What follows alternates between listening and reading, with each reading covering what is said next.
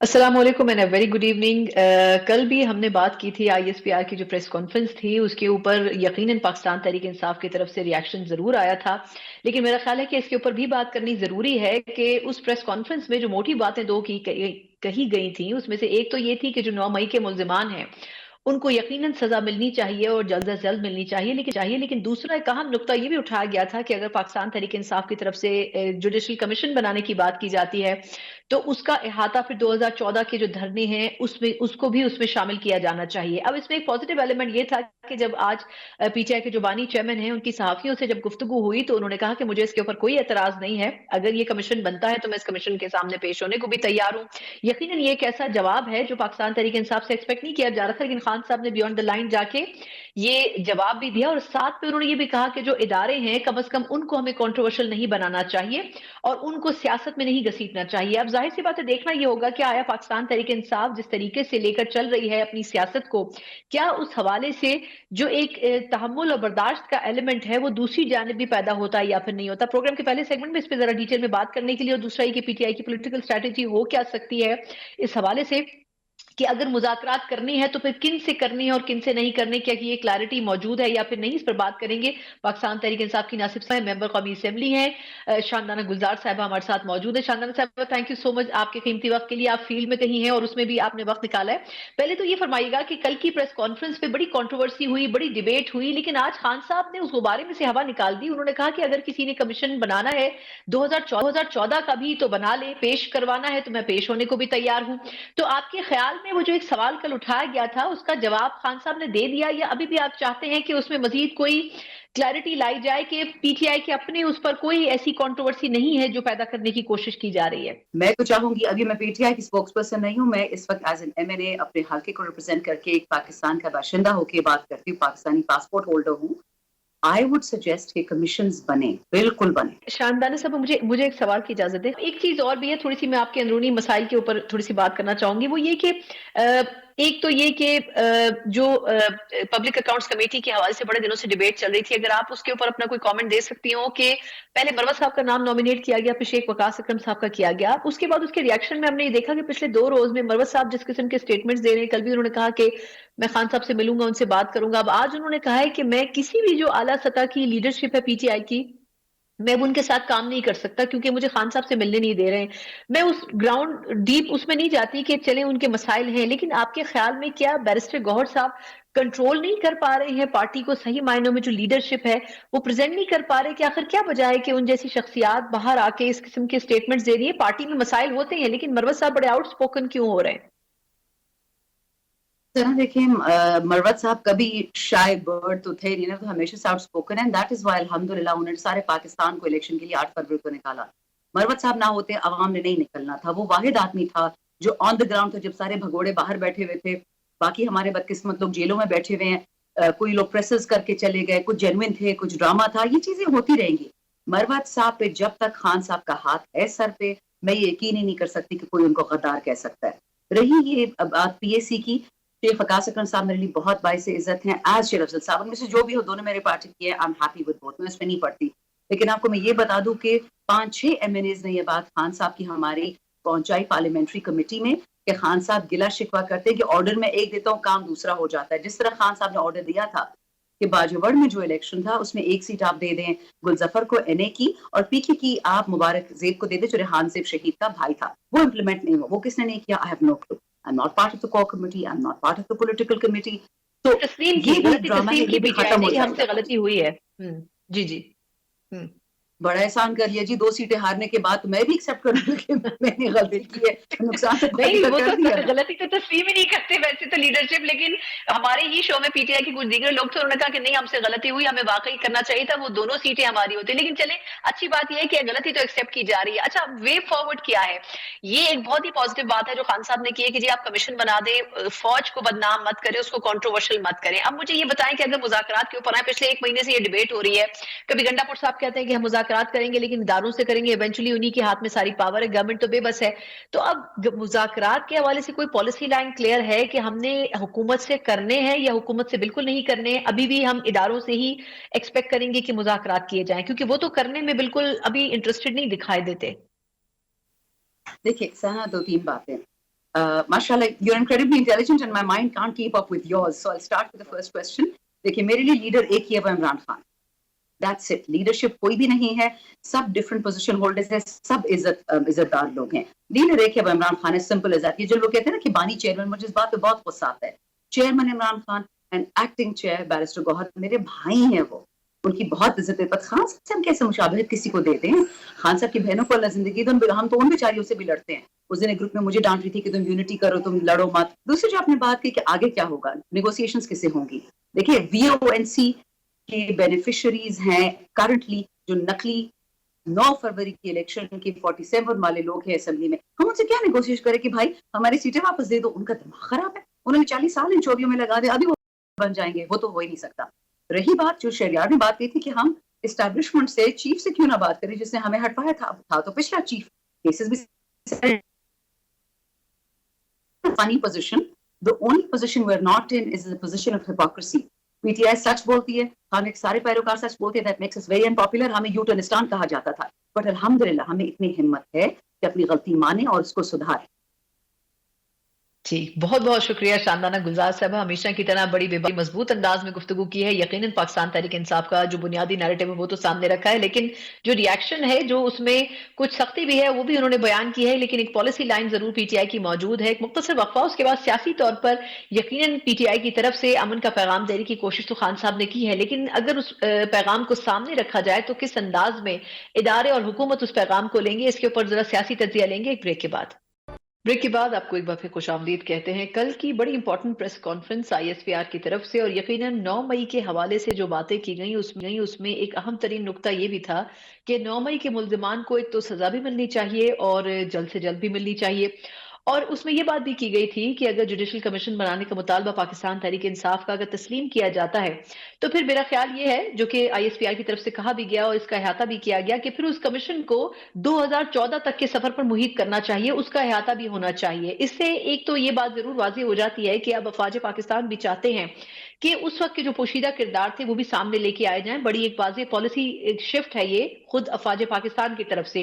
लेकिन दिलचस्प बात यह है कि आज उस हवाले से पाकिस्तान तहरीक इंसाफ के जो कायद हैं उनका एक स्टेटमेंट भी आया सहाफियों से गुफ्तगू करते हुए कि अगर आपने 2014 के उन धरनों की तहकीकात करनी है और उससे मुतालिक अगर इंक्वायरी करनी है तो वो उसके लिए तैयार हैं, और उन्होंने इंजामात को रद्द भी किया.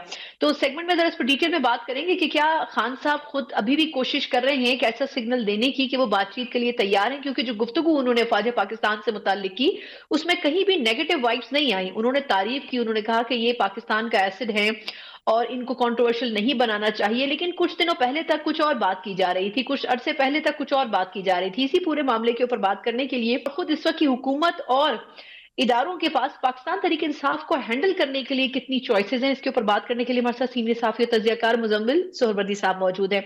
सोहरवर्दी साहब से बहुत शुक्रिया. से पहले तो आपके कीमती वक्त के लिए सर ये फरमाइएगा कि एक तो ये कि कल की प्रेस कॉन्फ्रेंस से आपने क्या परसेप्शन परसीव किया कि क्या सिर्फ अदलिया को कहा जा रहा है कि आपने फौरी इंसाफ करना है, आप ऑलरेडी लेट हो चुके हैं? क्या PTI को यह बताया गया कि हम किसी भी तौर आपसे डायलॉग नहीं करेंगे, या फिर यह बताया गया है कि आपको ढील नहीं दी जाएगी, आपके साथ अगर बातचीत करनी है तो आपको वो इवेंचुअली हुकूमत से ही करनी पड़ेगी? सर वो क्या क्या मैसेजेस थे जो आपको कल की प्रेस टॉक में नजर आए? देखिए, फौज तहरीक इंसाफ से बात नहीं करना चाहती, ये कोई खबर नहीं थी. ये पिछले 1 साल से जब से 9 मई हुआ है ये क्लियर था कि फौज ने तहरीक इंसाफ या कम से कम इमरान खान के साथ राब्ते ख़त्म कर दिए थे. उसके बाद जो PTI और इमरान खान के दरमियान, PTI और फौज के दरमियान जो फासले हैं वो हम सबके सामने हैं. लिहाजा अगर वो ये कहते हैं कि हम बात नहीं करेंगे तो ये कोई नई पॉलिसी नहीं है, नई खबर नहीं है. आप कह सकते हैं पुरानी खबर का इयादा किया है, री एम्फसाइज किया है, लेकिन ये कोई खबर नहीं है. हम सबको पता है वो नहीं बात करना चाहते हैं इस वक्त PTI के साथ. PTI बात करना चाहती है, ये भी कोई खबर नहीं है. PTI 9 मई के बाद से या उससे पहले से वो फौज से बात करना चाहते हैं, लेकिन अपनी टर्म्स पे इस बात पर कि फौज उनको इक़्तिदार में ले आए. अभी भी शहरियार अफरीदी जिनकी वीडियो है कि हम GHQ जाएंगे, वो कहते हैं कि आर्मी चीफ और DGI के अलावा बात नहीं करेंगे. गंडापुर कहते हैं उनके अलावा किसी से बात नहीं करेंगे. तो वो बात तो PTI का स्टैंड है कि हम बात करना चाहते हैं.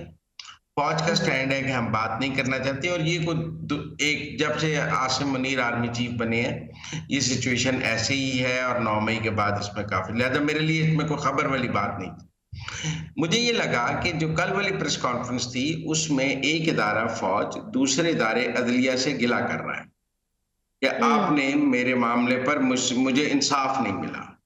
ہم یہ کہہ سکتے ہیں کہ کچھ دن پہلے عدلیہ کی جانب سے شکوہ آیا کہ فوج ان کے معاملات میں مداخلت کر رہی ہے، جو 6 ججز کا خط آیا سب کچھ آیا۔ کل کی پریس کانفرنس جواب شکوہ تھی کہ آپ ہمیں انصاف نہیں دے رہے، ٹھیک ہے نا؟ تو یہ دو اداروں کے درمیان شکوہ اور جواب شکوہ ہے۔ آپ مل کر کبھی کبھی لوگ اقبال کا شکوہ اور جواب شکوہ ملا کر پڑھیں تو اس کا اور اپنا ایک لطف ہے۔ تو آپ عدلیہ کی جانب سے اٹھائے گئے الزامات اور کل D G I S P R کی جانب سے لگائے گئے الزامات، دونوں کا آپس میں ملا کر پڑھیں تو آپ کو شکوہ اور جواب شکوہ ہی ملے گا۔ فوج کو بھی عدلیہ سے گلے۔ جی سر، آپ نے خود ہی عدلیہ کا ذکر کر دیا تو میں ایک چھوٹا سا ضمنی سوال کر لوں کہ سر کل بھی جب سپریم کورٹ میں وہ جو 6 ججز کے خط پر سماعت ہو رہی تھی کیس کی، تو اس میں جسٹس بندوخیل صاحب کہہ رہے تھے کہ جی مداخلت تو ابھی بھی ہو رہی ہے لیکن حکومت کچھ نہیں کر رہی ہے۔ تو اب اس بات کے اوپر یا اس ریمارکس کے اوپر اتنی گفتگو نہیں ہو سکی کہ انہوں نے کس پیرائے میں آخر کہہ دیا کہ مداخلت ابھی بھی کی جا رہی ہے لیکن حکومت کچھ نہیں کر رہی ہے۔ اب یہ حکومت نے کچھ کرنا ہے یا عدلیہ نے جواب دینا ہے؟ کیونکہ چیف جسٹس تو بارہا کہہ رہے ہیں کہ آپ ججز ہیں، آپ کو اسٹرانگ ہونا پڑے گا، آپ کو ریپیل کرنا پڑے گا اگر ایسا کوئی پریشر آتا ہے تو، لیکن اس قسم کے سٹیٹمنٹس تو سپریم کورٹ کی بینچز سے بھی آ رہے ہیں ابھی بھی۔ دیکھیں، کوئی جج موم کی ناک تو ہے نہیں کہ کسی نے دباؤ ڈالا اور اس نے دباؤ قبول کر لیا۔ اگر اس نے دباؤ قبول کر لیا تو وہ جج نہیں ہے۔ جج کے پاس توہین عدالت کے اختیارات ہیں، کوئی دباؤ ڈالے تو وہ اس کو بغیر کسی سماعت کے 6 مہینے کے لیے اندر بھیج سکتا ہے، اور جج کے پاس اور بھی اگر سرکاری ملازم ہے تو اس کو نوکری سے برخاست کر سکتا ہے، اس کی پینشن ضبط کر سکتا ہے، اور ایک حکم سے کر سکتا ہے جج۔ آپ میری بات سمجھیں نا؟ تو ججز کے پاس لامحدود اختیارات ہیں مداخلت کو روکنے کے لیے۔ مجھے ایسا لگتا ہے کہ ججز از خود وہ اختیار استعمال کرنے سے اجتناب کر رہے ہیں، اور ان کا خیال ہے کہ کوئی بطور ادارہ ایک کلیکٹیو رسپانس ہو جائے، ہمیں انفرادی طور پہ یہ اختیار استعمال کرنے کا نہ کہا جائے۔ مثلا جس جج پہ دباؤ ہے اس کی کوشش ہے کہ میں خود کچھ نہ کروں اور فوج بحیثیت ادارہ اس کا کوئی کلیکٹیو رسپانس دے دے، اور جو سپریم جوڈیشل کونسل سے آ جائے، سپریم کورٹ کے لارجر بینچ سے آ جائے، فل کورٹ سے آ جائے، کسی جوڈیشل آرڈر کے ذریعے آ جائے۔ اور مجھے ایسی کوشش لگتی ہے جو اسلام آباد ہائی کورٹ کے 6 ججز کا جو خط ہے، حالانکہ وہ ججز خود توہین عدالت میں اساس اداروں کے سربراہ کو سزا دے سکتے ہیں، ان کو کسی سے مدد لینے کی ضرورت نہیں۔ آپ بابر ستار صاحب کو دیکھیں، انہوں نے ڈی جی آئی بی کو 5 لاکھ روپے جرمانہ دے کے توہین عدالت کا نوٹس دے دیا ہے۔ اگر وہ ڈی جی آئی بی کو دے سکتے ہیں تو D G I S I کو بھی دے سکتے ہیں، ڈی جی ایم آئی کو بھی دے سکتے ہیں۔ اگر وہ ڈی جی آئی بی کو دے سکتے ہیں، ڈی جی ایف آئی کو دے سکتے ہیں، تو وہ آرمی چیف کو بھی دے سکتے ہیں۔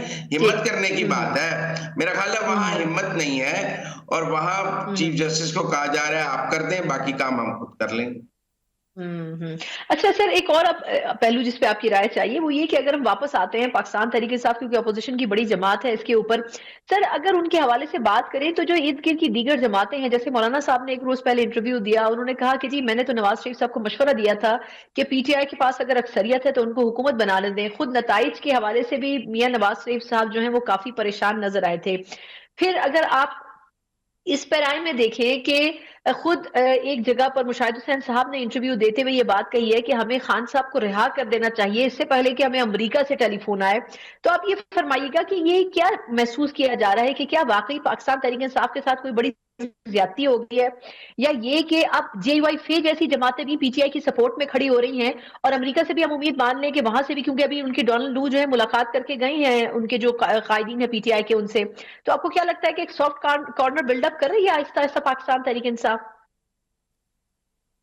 دیکھیں، امریکہ کا منظرنامہ تو نومبر کے بعد کلیئر ہوگا۔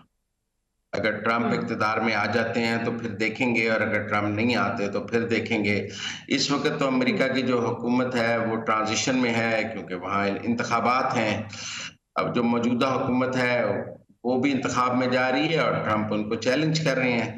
میں ان انتخابات پر کو بہت زیادہ آپ کے پاس کیا سرائی تو نہیں کرنا چاہتا کہ کون جیت رہا ہے کون ہار رہا ہے، لیکن امریکی انتخابات میں نومبر کے بعد حلف ہوگا، پھر نئی حکومت بنے گی، اور اگر کسی کی یہ توقع ہے کہ ٹرمپ حلف لینے کے اگلے دن فون کریں گے آرمی چیف کو کہ پہلے عمران خان کو رہا کرو نہیں تو میں سینکشنز لگانے لگا ہوں، اور اگر تم نے عمران خان کو رہا نہ کیا تو میں تم پر ڈیزی کٹر بم مار دوں گا، تو یہ لوگوں کی رائے ہو سکتی ہے، میری نہیں ہو سکتی کہ آپ ٹرمپ کو حلف لینے کے بعد پہلا کام عمران خان کی رہائی کا ہوگا۔ یہ درست ہے کہ P T I overseas Trump پر بہت پیسے لگا رہی ہے، بہت فنڈنگ کر رہے ہیں، یہ کام انہوں نے بائیڈن کے پچھلے الیکشن میں بھی کیا تھا، جس کی وجہ سے پی ٹی آئی اور بائیڈن کے درمیان فاصلے پیدا ہوئے تھے، اور وہ فاصلے اب بھی ہیں، لیکن مجھے امریکی فون تو ابھی نظر نہیں آتا ہے۔ باقی حکومت تو رہا نہیں کر سکتی، صبح عدالت رہا کر دیں عمران خان کو، کیا کر سکتے ہیں؟ فوج کو کیا گلا ہے؟ آپ مجھے بتائیں، فوج اور عدلیہ کے درمیان تنازع تو شہریار افریدی کی ضمانت سے شروع ہوا نا، پھر آپ نے اس کو 16 ایم پیوں میں پکڑا، پھر جج صاحب نے کہا 16 ایم پیوں معطل کر دی، اور فوج چاہتی تھی کہ شہریار افریدی کی ابھی ضمانت نہ ہو، وہ جی ایچ کے اوپر حملے میں ملوث ہیں، عدالتیں ان کو فوراً رہا کرنا چاہتی تھیں، اور اسی لیے ڈی سی اسلام آباد پر بھی توہین عدالت لگا دی۔ کمزور تھے ڈی سی اسلام آباد، ورنہ سب کو پتا تھا وہ کس کے کہنے پہ شہریار افریدی کو اندر کر رہے ہیں۔ تو میرے خیال میں تنازع تو 9 مئی کے حوالے سے ہے، لیکن اگر عدالتیں آج عمران خان کو رہا کر دیں تو حکومت کیا کر سکتی ہے؟ اور حکومت کو کہنا کہ آپ رہا کر دیں تو وہ لوگ آئین قانون کے تحت بتا دیں کہ حکومت کے پاس رہا کرنے کا کیا اختیار ہے۔ صبح کو جیسا گڈ ٹو سی یو کہیں اور کہیں میں نے سارے مقدمات کی اپیلیں منظور کر لی ہیں، رہا کر دیا ہے، بری کر دیا، تو ہم کیا کر لیں گے؟ بالکل صحیح۔ اچھا لیکن سر، اب اگر خود خان صاحب یہ کہہ رہے ہیں کہ اگر آپ نے 2014 کے دھرنے کی تحقیقات کرنی ہے تو آپ کر لیں، میں کمیشن کے سامنے بھی پیش ہو جاؤں گا، لیکن جو کچھ آپ کہہ رہے ہیں تو وہ سراسر غلط ہے۔ تو ایک تو یہ کہ جس طرح خان صاحب کہہ رہے ہیں اسے لگتا ہے کہ جیسے انہوں نے کچھ کیا ہی نہیں ہے، یا 2014 کے دھرنوں میں کچھ کیا ہی نہیں گیا ان کے لیے۔ دوسرا، آپ کے خیال میں کیا افواج پاکستان کی سوچ بھی اب یہ ہو گئی ہے کہ جو پس پردہ کردار تھے اگر ان کو سامنے لاتے ہیں تو ٹھیک ہے، لے آئیں، ان کو سزا دی جاتی ہے تو دے دی جائے، اس میں افواج پاکستان کو کوئی اعتراض نہیں ہوگا؟ یہ پالیسی اور پوسچر کا کھیل ہے۔ پوسچر تو ایسا ہو سکتا ہے، پالیسی ایسی نہیں ہے۔ ہم نے فیض آباد دھرنے کمیشن میں دیکھا ہے کہ انہوں نے پوری طرح ماضی کی اسٹیبلشمنٹ کو بچایا ہے۔ بے شک کہ ہم آج یہ سنتے ہیں کہ موجودہ اسٹیبلشمنٹ اور ماضی کی اسٹیبلشمنٹ کے درمیان بہت اختلافات ہیں، شدید ناپسندیدگی ہے، اور وہ ان کو پسند نہیں کرتے ہیں، لیکن اس کے باوجود فیض آباد دھرنا کیس میں ان کو پورا پروٹیکٹ کیا گیا۔ لہذا میں نہیں سمجھتا کہ پاکستان کی فوجی اسٹیبلشمنٹ کے اندر کوئی ایسی رائے موجود ہے کہ ماضی کی اسٹیبلشمنٹ کو پروسیکیوٹ کرنے کی اجازت دی جائے۔ نہ راحیل شریف صاحب نے مشرف کے لیے دی تھی، نہ مرزا اسلم بیگ کو، سجاد علی شاہ کو یہ اجازت دی گئی تھی کہ وہ مرزا اسلم بیگ کو پروسیکیوٹ کر لیں۔ اس میں اصغر خان والے کیس میں آپ کو یاد ہے کہ ریٹائرڈ آرمی چیف تھے اور فل پروٹوکول میں انہیں سپریم کورٹ لایا گیا تھا آرمی چیف کے، اور راحیل شریف صاحب نے مشرف صاحب کو کیسے بچایا تھا۔ تو مجھے نہیں لگتا پاکستان کی اسٹیبلشمنٹ اپنی کسی ریٹائرڈ آفیسر کو بھی ان کاموں پر پروسیکیوٹ کرنے کی اجازت دے گی جو اس نے بطور ادارے میں رہتے ہوئے اپنی ادارہ جاتی جو ذمہ داریاں ہیں ان کے تحت ادا کیے ہوں، کیونکہ یہ ایک ادارے کی پالیسی ہے۔ مجھے کسی نے بتایا کہ فیض صاحب سے جب کچھ سوال کیے گئے تو انہوں نے کہا جو مجھے آرمی چیف نے کہا میں نے وہ کیا۔ پہلے تو آرمی چیف یہ کہے نا کہ میں نے ڈسپلن کی خلاف ورزی کی ہے۔ تو میرا نہیں خیال ایسا کوئی فوج کے اندر رائے موجود ہے یا سوچ موجود ہے کہ ہم ماضی کے کسی D G I S I کو پروسیکیوٹ ہونے دیں گے، ماضی کے کسی آرمی چیف کو پروسیکیوٹ ہونے دیں گے، ایسا ممکن نہیں ہے۔ سیگمنٹ کا وقت ختم ہو چکا ہے، لیکن یہ جو آپ بات کریں اگر رائے موجود نہیں ہے تو پھر 2014 کے دھرنوں کا احاطہ کرانے کی پھر وجہ کیا ہے سر؟ اگر مختصر مجھے بتا دیں کیونکہ سیگمنٹ کا وقت ختم ہو چکا ہے۔ It's just a point scoring. وہ کہتے ہیں تانے کے جواب میں تانا مارا گیا ہے، اس کا حقیقت سے کوئی تعلق نہیں۔ It's only for the gallery. بالکل ٹھیک، بہت بہت شکریہ سر، تھینک یو سو مچ۔ مظفر صاحب سینئر تجزیہ کار ہمارے ساتھ موجود تھے۔ یقیناً آئی ایس پی آر کی پریس کانفرنس کی بازگشت اگلے کچھ دنوں تک مزید بھی سنائی دے گی، لیکن اگر خان صاحب یہ کہہ رہے ہیں کہ اگر آپ نے 2014 کے دھرنوں کی تحقیقات کروانی ہے تو ضرور کروائیں، میں پیش ہونے کو تیار ہوں۔ اس موقع سے حکومت کو بھرپور فائدہ اٹھانا چاہیے، اور میرا خیال یہ ہے کہ ان تحقیقات اس حوالے سے تحقیقات کا آغاز ضرور کرنا چاہیے۔ ایک مختصر وقفہ، اس کے بعد ہم بات کرنے جا رہے ہیں کچھ معیشت کی۔ معیشت کے حوالے سے اچھی خبر یہ ہے کہ آنے والے کچھ وقت میں سعودی فرما روا پاکستان کا دورہ کرنے والے ہیں، اور جب بھی ایسا ہوتا ہے تو یقیناً پاکستان کی معیشت میں یہ تازہ ہوا کا جھونکا ثابت ہوتا ہے۔ اس پر مزید بات کریں گے ایک بریک کے بعد۔ Welcome back. जहां हमने सियासत में होने वाली तब्दीलियां और मुमकिन तौर पर उसके जो असरात पड़ सकते हैं उन पर बात की है, वहीं एक बड़ा इंपॉर्टेंट फैक्टर मईशत का है, क्योंकि अगर मईशत को इस्तेहकाम चाहिए तो उसके लिए सियासी इस्तेहकाम भी जरूरी है। और सियासी इस्तेहकाम उसी वक्त हो सकता है जब मईशत आपकी सही डायरेक्शन में काम कर रही हो। लेकिन अब देखना यह है कि आईएमएफ से एक के बाद एक मुआहिदों से इस वक्त की हुकूमत को जिन चैलेंजेस का सामना करना पड़ा है, क्या जो हालात हैं, क्या ये हुकूमत इंपॉर्टेंट तरीन डिसीजन ले सकती है? जिन रिफॉर्म्स की बात की जा रही है, जिन टैक्स नेटवर्क को बढ़ाने की बात की जा रही है, जिन 30 लाख से ज्यादा रिटेलर्स को टैक्स नेटवर्क में शामिल करने की बात की जा रही है, और इस किस्म के जो दीगर फैक्टर्स हैं जो मुश्किल तरीन डिसीजंस हैं, लेकिन उसके बावजूद इस गवर्नमेंट को इन एनी केस लेने हैं, उसके ऊपर थोड़ा सा हम इस सेगमेंट में बात करेंगे। और इसके अलावा सऊदी फरमानरवा के बारे में ये कहा जा रहा है कि उनका दौरा एक्सपेक्टेड है पाकिस्तान का। अब देखना यह है कि अगर वो आते हैं तो यकीनन पाकिस्तानी मईशत के लिए कुछ बेहतरी, कुछ मंसूबों की सूरत में, कुछ प्रोजेक्ट्स की सूरत में जरूर लेकर आएंगे, लेकिन क्या उससे आईएमएफ का मुस्तकबिल में होने वाला एग्रीमेंट भी कनेक्ट किया जा सकता है? इन्हीं तमाम चीजों का अहाता करने के लिए हमारे साथ मौजूद है सेगमेंट में सीनियर माहिर मईशत डॉक्टर खाकान नजीब साहब। डॉक्टर साहब से बहुत शुक्रिया आपका कीमती वक्त के लिए। और इसके अलावा हमारे साथ मौजूद है डॉक्टर शाहिद हसन सिद्दीकी साहब, वो भी सीनियर इकोनॉमिस्ट हैं। दोनों मेहमानों का बहुत शुक्रिया करना चाहूंगी। मैं खाकान नजीब साहब सर पहले आपसे आगाज करना चाहूंगी। सर ये फरमाइएगा कि पहले तो सऊदी जो इन्वेस्टमेंट आ रही है और जो प्रोजेक्ट्स मुमकिन तौर पर कहे जा रहे हैं, आप आइएगा कि $1 अरब के करीब इन्वेस्टमेंट सऊदीया से होगी। सर आपके ख्याल में आईएमएफ के एग्रीमेंट से पहले ये कितनी बड़ी सपोर्ट होगी पाकिस्तान की इकोनॉमी के लिए?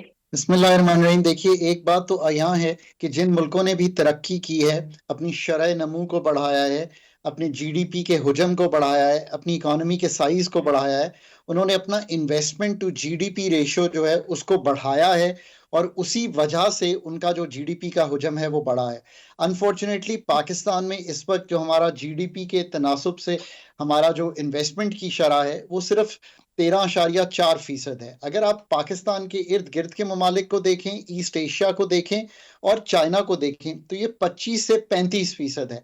एफडीआई एक इम्पॉर्टेंट जुज़ है इन्वेस्टमेंट टू जीडीपी को बढ़ाने का। सो अगर ये बात आप तय कर लें तो आपको पाकिस्तान में इस वक्त सबसे ईजीएस्ट एक्सेस जो है या चाइनीज़ है या सऊदी अरेबिया से है। इसकी वजह यह है कि ये एक जियो स्ट्रेटिजिक रिश्ता भी है, और इस वक्त सऊदी अरेबिया के पास पैसे भी हैं कि वो इन्वेस्ट कर सके, और उनका इंटरेस्ट फूड सिक्योरिटी में, माइंस एंड मिनरल्स में, इन दो चीज़ों में है। और इन दोनों चीज़ों में पाकिस्तान एक कलीदी हैसियत रखता है। हमारे पास एक बहुत बड़ा एग्रीकल्चर स्पेस है जिसको हम यील्ड्स की तरह से भी बेहतर कर सकते हैं, और हम अपनी कल्टिवेबल लैंड्स को भी बढ़ा सकते हैं, मैकेनाइजेशन कर सकते हैं, कॉर्पोरेट फार्मिंग उनको ऑफर कर सकते हैं। और आपको मालूम है सना कि रेकोडेक का मुआहिदा हुआ, अभी भी 25% हिस्से हमारे पास हैं उसके, और इस पे भी बातचीत चल रही है कि क्या सऊदी अरेबिया इसमें एंटर कर सकता है। इसको जरूर बहुत केयरफुली हैंडल करना चाहिए, बिकॉज ये अगले 100 साल की कमाई है जो हम किसी को ऑफर करने जा रहे हैं आज। सो हमें ये देखना है कि उसकी क्या कैश फ्लो के हिसाब से वैल्यू बनती है। मैं हमेशा कहता हूं कि कभी भी स्ट्रेटेजिक सेल्स जो है वो फायर सेल्स नहीं होनी चाहिए, और ना ही पाकिस्तान आज अल्हम्दुलिल्लाह आईएमएफ के प्रोग्राम के साथ अटैच होने की वजह से ऐसी सूरत हाल में है कि हमें किसी तरह की भी कोई दिक्कत होनी चाहिए अगर हम स्टेड फास्ट रहे ऑन द आईएमएफ पाथ। ये मेरा इस वक्त जो अहाता है। बिल्कुल ठीक। मैं वापस आपकी तरफ आती हूँ डॉक्टर साहब, मैं वापस आपकी तरफ आती हूँ। शायद हसन सिद्दीकी साहब सर अगर मेरी आवाज आप सुन सकते हैं तो पहले तो ये फरमाइएगा कि सऊदी फरमानरवा का जो विजिट था जब भी पाकिस्तान हुआ है, यकीनन मईशत के लिए कुछ बेहतर मंसूबे उनकी तरफ से ऑफर जरूर किए गए हैं, लेकिन अगर इसका थोड़ा तनकीदी पहलू देखा जाए तो पिछली बार भी जब वो आए थे तो उसके बाद पाकिस्तान से वो भारत गए थे और वहां पर 10 गुना ज्यादा मंसूबों का ऐलान किया गया था। आपके ख्याल में क्या ये समझा जा सकता है कि पाकिस्तान के साथ एक वो रस्मी जो ताल्लुक है उसको बरकरार रखने की कोशिश की जा रही है, या फिर पाकिस्तान इकोनॉमिकली अपने जो ऑप्शंस है वो ज्यादा बेहतर ऑफर नहीं कर पाता सऊदी अरब को? बहुत शुक्रिया। देखिए, पहले मैं आपको एक बुनियादी बात बता दूं। इस वक्त जो पाकिस्तान को बैरूनी कर्जों की अदायगियां करनी है वो आलमी इदारों से कर्जा मिलने के बावजूद, दोस्त ममालिक से मिलने के बावजूद जो है वो हमारे पास शॉर्ट फॉल आ रही है। हम अपने कर्जे अदा नहीं कर सकेंगे 2025 में। तो अमेरिका की भी ख्वाहिश है कि इस वक्त पाकिस्तान को किसी बड़ा झटके का सामना ना हो, तो उसने भी एक आशीर्वाद दी है, कुछ लोगों को, मुल्कों को मशवरा दिया है कि आप पाकिस्तान में कुछ बड़े पैमाने पर सरमायाकारी कर दें। अब उसमें जो प्रिंस है वहाँ के, उन्होंने $5 अरब की बात की है कि ये वो पाकिस्तान में सरमायाकारी करना चाहते हैं। तो इसमें हमें दो चीजें देखनी है। पहली बात तो ये कि ये सरमायाकारी जो है ये मुनासिब सरमायाकारी है या ये नुकसानदेह है, दो बुनियादी चीजें हैं। इस वक्त जो सरमायाकारी की बात हो रही है बड़ी, एक तो है रिकोडिक में। अब वो रिकोडिक में इस तरीके से हुआ था कि हमारे ऊपर 10 अरब डॉलर का जुर्माना हुआ था। उस चूंकि तखार चौधरी जो सुप्रीम कोर्ट के थे, उन्होंने उस मुआहदे को खिलाफ कानून करार दे दिया था और आलमी महकमे के खिलाफ फैसला हुआ। उससे बचने के लिए हमने उनके साथ मुआहदा कर लिया। अब अगर वही मुआहदा हम इनके साथ कर रहे हैं तो उसको हम ये कहेंगे कि ये गैर मेयारी सरमायाकारी है। दूसरा ये कि गवर्नमेंट टू गवर्नमेंट अगर सरमायाकारी है वो पाकिस्तान के मुफाद में नहीं है, लेकिन अगर वहां का, चूंकि आपको पता है कि बड़ा तिजारती वक्त भी आया है, अगर उनकी जानिब से पाकिस्तान में कोई बड़ी सरमायाकारी होती है तो वो हमारे लिए मुनासिब है, फायदे में है और उसका खैर मकदम होना चाहिए। तो अभी तो ये देखना है कि वो किन किन मंसूबों में और कितना देंगे। ये बात मैं इसलिए कह रहा हूँ कि देखिए हमारे पास कोई 26 अरब डॉलर की सरमायाकारी की है चीन ने। उस वक्त बात हो रही थी, आप भी प्रोग्रामों में बात होती थी कि ये गेम चेंजर है, गेम चेंजर। मैं उस वक्त भी कहता था गेम चेंजर नहीं है, क्योंकि आप खुद ने अपना पैसा कितना लगा रहे हैं। आज आप फंस गए, अब हमें ये देखना है कि फिर वही गलती दोबारा ना कर लें। अच्छी सरमायाकारी है तो करें, वरना मुश्किल पड़ेगी। बिल्कुल ठीक। अच्छा शाहिद साहब, एक और मुख्तसर सवाल मैं आपसे करना चाहूंगी, वो ये कि आपके ख्याल में सऊदी जो इन्वेस्टमेंट आ रही है ये 5 अरब डॉलर की, अगर ये आ जाए और उसके बाद हम IMF के एग्रीमेंट पे जाएं तो क्या ये एक सपोर्ट फराहम करेगा, या आपको लगता है कि नहीं, IMF ने जो डिमांड्स अपनी रखी हैं जब तक वो फुलफिल नहीं होंगी तब तक कोई फर्क नहीं पड़ता उन्हें किसी भी इन्वेस्टमेंट से? नहीं फर्क इसमें देखिए, इस वक्त अमेरिका, मैंने आपसे बड़ा क्लियर कहा था, अमेरिका ये चाहता है कि IMF आपको कर्जा दे। IMF अमेरिका की मर्जी के खिलाफ नहीं जा सकता। वो जो शराइत रख रहे हैं वो हमें मंजूर हैं, इसमें कोई इस वक्त बहस है ही नहीं उसमें। अभी तो बहस ये कि IMF की किस्त मिलने के बाद जो कमी होगी वो किस तरह से होगी, तो हम तो उनकी शराइत मानेंगे। ये सोचना ही गलत है कि हम उनकी शराइत में मना कर देंगे कि हम नहीं करते। हमें उसके अलावा जो पैसा चाहिए उसका ये सप्लीमेंट कर रहे हैं। उसके लिए मैं कह रहा हूँ कि आप मियारी सरमायाकारी लें ताकि हमारा जो है ना वो गुजारा हो सके, क्योंकि मुश्किल एक सूरत हाल में पाकिस्तान फंस गया है। उससे निकलने के लिए ये आर्मी कोशिश भी कर रही है, आर्मी चीफ भी कर रहे हैं कि हमें बाहर से सरमायाकारी मिले। जो आपकी SIFC है वो भी कोशिश कर रही है। तो ये सारा एक उस हिकमत अमली के तहत है और इसको अमेरिका की आशीर्वाद और सपोर्ट हासिल है। तो मेरे अपने ख्याल से तो इसमें फिलहाल तो हमें यही देखना है कि अच्छी सरमायाकारी मिले ताकि हम इस वक्त डिफॉल्ट की सिचुएशन या अदायगी नहीं करने की मुश्किल है, उससे हम निकल आएंगे इंशाल्लाह। वो बड़ी कामयाबी होगी। जी ठीक, बिल्कुल ठीक। अच्छा डॉक्टर साहब, सर ये बताइएगा, डॉक्टर खाकान साहब सर, कि ये जो IMF से हमने एग्रीमेंट करना है, पहली बात की जा रही थी कि शायद 2 से 3 अरब डॉलर के करीब हो, अब ये बात की जा रही है कि शायद 6 से 8 अरब डॉलर के करीब हो। तो आपके ख्याल में सर इस पे बड़े अरसे से डिबेट हो रही है कि कितनी अहम तरीन शराइत है जिनके ऊपर ना IMF बैकआउट कर सकती है और ना ऐसा हो सकता है कि हम उनके ऊपर कोई कॉम्प्रोमाइज करवा सकें। हमें इन एनी केस उन शराइत पर अमल दरामद करना है, क्योंकि अभी हम देख रहे हैं कि FBR में रिफॉर्म्स की ऊपर काम कर रहे हैं, कुछ अफसरान को निकाला जा चुका है, फिर टैक्स नेटवर्क के ऊपर काम किया जा रहा है। तो आपके ख्याल में वो कौन सी शराइत है जिनको इन एनी केस पाकिस्तान को फुलफिल करना पड़ेगा? सना साहिबा, बात इस तरह से कि IMF जो है वो एक मैटर ऑफ निगोशिएशन है। ये भी याद रखिए कि पाकिस्तान ने ये 24वां प्रोग्राम है जो आप इस वक्त निगोशिएट करने जा रहे हैं। अपनी जिंदगी में सिर्फ एक वाहिद एक्सटेंडेड फंड फैसिलिटी, जिसको 3 साला प्रोग्राम कहते हैं, जो अब आप लेने जा रहे हैं, वो कंप्लीट की है। बाकी सारी जो फैसिलिटीज हैं वो इनकम्प्लीट छोड़ी हैं। सो इसकी वजह यही है जो आप बयान कर रही हैं कि हम उनसे जो भी एग्रीमेंट करते हैं उसको फिर उसकी पासदारी करना हमारे लिए मुश्किल हो जाता है। चाहे वो टैक्स बढ़ाना हो, चाहे वो अपने खर्चे कम करना हो, चाहे वो बिजली के निर्खों में तब्दीली या बिजली में एफिशिएंसी लाना हो, चाहे वो गैस सेक्टर की तब्दीलियां जो उनसे एग्रीड हैं वो करना हो, PIA को बेचना हो। यही चीजें हैं ना पाकिस्तान में। एनर्जी, पाकिस्तान का मालियाती खसारा और पाकिस्तान का रुपए को कंट्रोल ना करना, इन 3 चीजों पे प्रोग्राम मुहित होता है। जो इस दफा का प्रोग्राम है, चूंकि मैंने 13-16 का प्रोग्राम एंकर किया है पाकिस्तान के लिए, और कभी भी पाकिस्तान ने इसके अलावा कोई प्रोग्राम कंप्लीट नहीं किया। ये मैं बार बार इसलिए कहता हूं।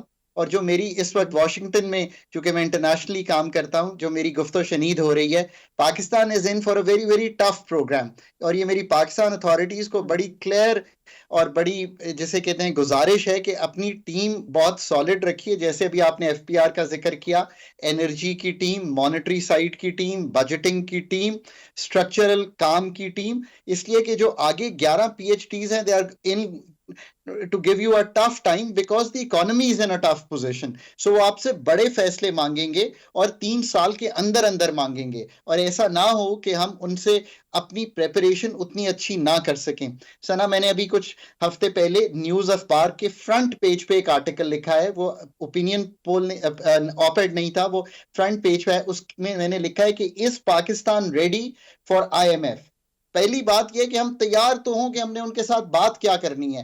आप अपना एक एजेंडा सामने रखिए, फिर देखिए कि IMF आपको क्या कहता है। डॉक्टर साहब सर, मुझे एक जरूरी सवाल करने देना। आपके ख्याल में हम अभी भी तैयार नहीं है? पहले तो डॉक्टर साहब कहते थे ना कि आई डोंट केयर, लेकिन चले अब तो जो है औरंगजेब साहब वो तो ख्याल कर रहे हैं ना, उनको तो लाया ही इसीलिए गया था।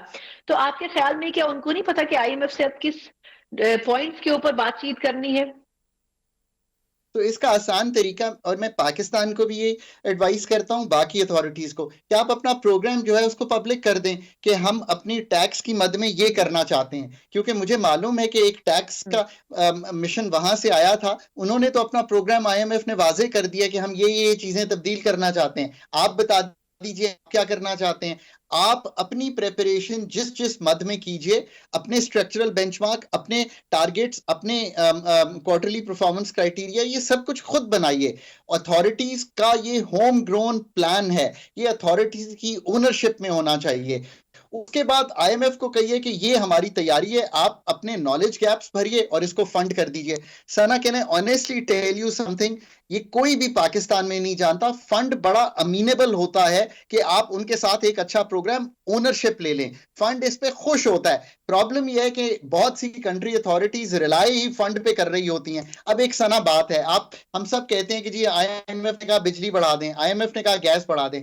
ऑनेस्टली सना, ये IMF नहीं कहता, आपने खुद इस वक्त डिस्कोस जो आपके हैं, नेपरा को कह रहे हैं कि बिजली की कीमत बढ़ा दो। अब खुदारा IMF यही कहेगा ना कि आपके डिस्कोस ये कह रहे हैं तो आप बढ़ा दीजिए। सो आप तय कर लीजिए कि आपने डिस्कोस के थ्रू क्या टैरिफ स्ट्रक्चर बनाना है, किसको सब्सिडी देनी है, किसको नहीं देनी है। IMF को कहिए कि सर हम ये करना चाहते हैं, ये हमारे टारगेट्स हैं। IMF will come on board। ये इतना मुश्किल काम नहीं है। प्रॉब्लम ये है कि आप अगर किसी मैक्रो प्रोग्राम के बगैर IMF से गुफ्तगू करेंगे, जो कि आपने सामने नहीं रखा होगा। IMF ने तो एक एक चीज सामने रखती है। सो आई थिंक कि अगर अथॉरिटीज के पास कोई प्रोग्राम है, अगर बजट की तैयारी है, तो उनको पब्लिक कर देना चाहिए, पार्लियामानी अप्रूवल ले लेनी चाहिए। मैं तो यहां तक कहता हूं, फिर IMF will come on board very easily with you। बिल्कुल ठीक, बहुत बहुत शुक्रिया डॉक्टर खाकान नजीब साहब और शाहिद हसन साहब, आप दोनों मेहमानों का इकोनॉमी के हवाले से। और इसी के साथ ही प्रोग्राम का वक्त खत्म होता है, मुझे इजाजत दीजिए, अल्लाह हाफिज।